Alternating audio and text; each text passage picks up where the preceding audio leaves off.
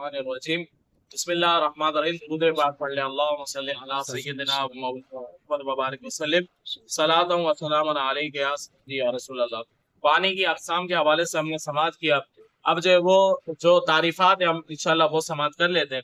ہم نے پانی کی اقسام کے اندر یہ بات کی تھی جاری پانی، تو جاری پانی کسے کہتے ہیں، جاری پانی کی تعریف کیا ہے وہ انشاءاللہ ابھی ہم سماعت کرتے ہیں۔ جاری پانی وہ ہے کہ اس میں تنکا ڈال دیں تو وہ اس کو بھی جو بہا لے جائے، مطلب اس پانی کے اندر اتنی قوت ہو۔ جاری پانی وہ ہے کہ ایک تنکا بندہ رکھے تو وہ بھی جو ہے وہ کیا کرے، اس کو بھی بہا لے جائے۔ یہ کم سے کم جو ہے وہ اس کی یہ مقدار بیان فرمائی گئی ہے۔ یہ خود پاک ہے اور یہ پاک کرنے والا بھی ہے، اس کو جو ہم کیا کہتے ہیں، جاری پانی جو ہے وہ کہتے ہیں۔ اسی طرح اب اگر جاری پانی کے اندر نجاست گر جائے تو ناپاک کب ہوگا، تو اس کا حکم یہ ہے کہ جاری پانی نجاست پڑنے سے ناپاک نہ ہوگا جب تک وہ نجاست اس کے رنگ یا بو یا ذائقے کو نہ بدل دے، یعنی تینوں وصفوں میں سے کوئی ایک بھی وصف اس میں تبدیل ہو گیا تو پھر ایسی صورت میں وہ پانی کیا ہو جائے گا، نجس ہو جائے گا۔ اور اگر اس میں کوئی بھی وصف نہیں پایا گیا، نجاست تو اس میں ملی لیکن وہ جاری پانی تھا اور اس میں نجاست کا رنگ بو ذائقہ کوئی نہ آیا، اب وہ اس کا حکم کیا ہے کہ وہ پانی کیا کہلائے گا، پاک پانی جو وہ کہلائے گا۔ دریا ہے، نہریں ہیں، اسی تو یہ جاری ہوتی ہیں، تو ان میں جو اگر کوئی نجاست گر بھی جاتی ہے ایسے صورت میں جو ہے وہ پانی نجس نہیں ہوتا۔ ایک اور ہم نے بات سماعت کی تھی کہ ایک ہوتا ہے مائع قلیل اور ایک ہوتا ہے مائع کثیر۔ مائع قلیل سے مراد کم پانی، مائع کثیر سے مراد بہت زیادہ پانی۔ جو دا دردہ ہو یا اس سے زیادہ ہو اس کو ہم کہتے ہیں مائع کثیر، اور جو اس سے کم ہو تو اسے ہم کہتے ہیں مائع قلیل۔ ان دونوں کا حکم علیحدہ علیحدہ ہے۔ اور سب سے پہلے ہم دا دردہ کی تعریف ہم سماعت کر لیتے ہیں۔ آپ نے دیکھا ہوگا کہ بعض مساجد کے اندر حوض بنے ہوتے ہیں، ان کے اندر ہی لوگ ہاتھ بھی ڈال رہے ہوتے ہیں اور وضو بھی کر رہے ہوتے ہیں، تو آیا اس کے اندر ہاتھ ڈال کے اس طرح وضو کرنا تو کیا وہ پانی مستعمل نہیں ہوتا؟ تو وہ پانی مستعمل نہیں ہوتا۔ کیوں؟ کیونکہ وہ جو حوض بنا ہوتا ہے وہ دا دردہ کے حساب سے بنا ہوتا ہے۔ دا دردہ سے مراد کیا ہے؟ 10 ہاتھ لمبا 10 ہاتھ چوڑا جو حوض ہو اسے کیا کہتے ہیں؟ دا دردہ کہتے ہیں، اسے بڑا حوض کہتے ہیں۔ یہ مائع کثیر کے اندر آتا ہے۔ یوں ہی 20 ہاتھ لمبا 5 ہاتھ چوڑا یا 50 ہاتھ لمبا 4 ہاتھ چوڑا، غرض کل لمبائی چوڑائی 100 ہاتھ ہو، اگر گول ہو تو اس کی گولائی تقریباً جو ہے وہ 35.5 ہاتھ ہو۔ جو اس سے کم ہو وہ تھوڑا پانی ہے، اگرچہ اس کی گہرائی کتنی ہی زیادہ کیوں نہ ہو۔ گہرائی کا نہیں ہے اتنا حساب کتاب، زیادہ تر جو دیکھا جائے گا وہ جو کیا دیکھا جائے گا کہ لمبائی اور چوڑائی کا جو ہے وہ دیکھا جائے گا۔ تو اس کو ہم کہتے ہیں مائع کثیر، دا دردہ پانی۔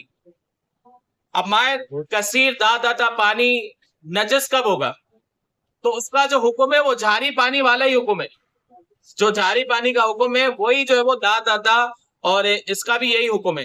دا دردہ کا حکم، مائع کثیر بھی کہتے ہیں اس کو، دا دردہ اور جاری پانی کا یہ ایک ہی حکم ہے کہ اگر اس کے اندر نجاست گر گئی، اگر اس نجاست کی وجہ سے اس پانی کا رنگ یا بو یا ذائقے میں سے کوئی ایک بھی وصف پایا گیا تو پھر ایسی صورت میں وہ پانی ناپاک ہوگا، ورنہ پانی ناپاک نہیں ہوگا۔ اب دا دردہ ہے، اس کے اندر جو وہ کوئی نجاست جو گر گئی ہے معمولی مقدار میں یا کثیر مقدار میں، لیکن اس نجاست سے جو پانی کا کوئی وصف بھی تبدیل نہ ہوا وہ پانی کیا ہے؟ پاک ہے۔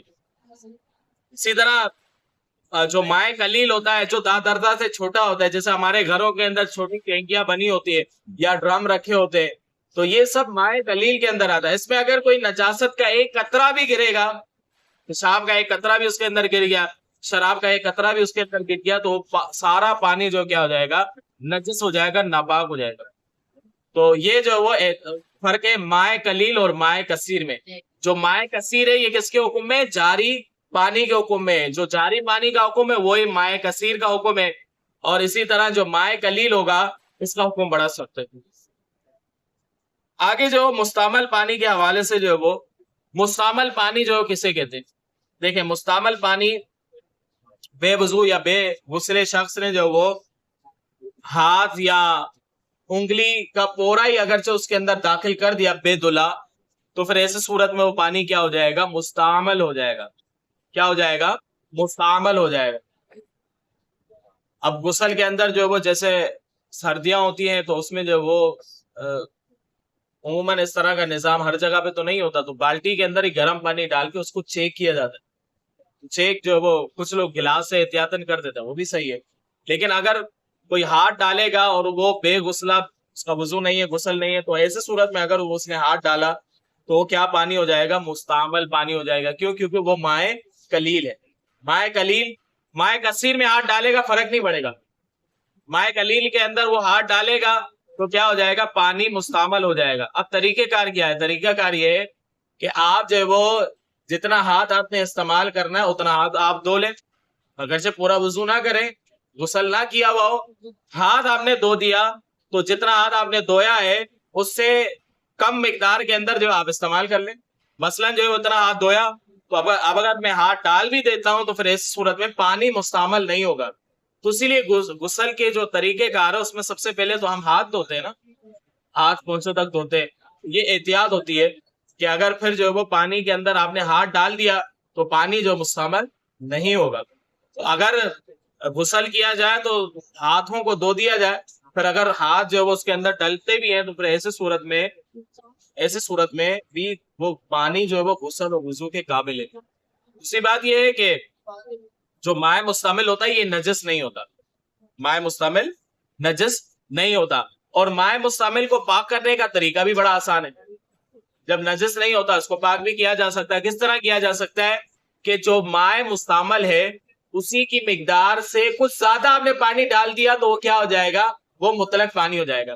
مثلا جو ہے وہ آدھا گلاس جو ہے وہ مستعمل ہوا ہے، اگر آپ نے جو ہے وہ آدھے سے تھوڑا سا زیادہ جو دے دیا، اب آدھے سے وہ تو باہر ہی گر جائے گا، سمجھو آدھے سے کم ہے، گلاس میں آدھے سے کم پانی مستعمل ہے، پھر آپ نے جو اس گلاس کو پورا بھر دیا تو وہ جو ہے وہ جو مستعمل پانی کی مقدار تھی وہ کم ہے اور مطلق پانی کی مقدار جو کیا تھی؟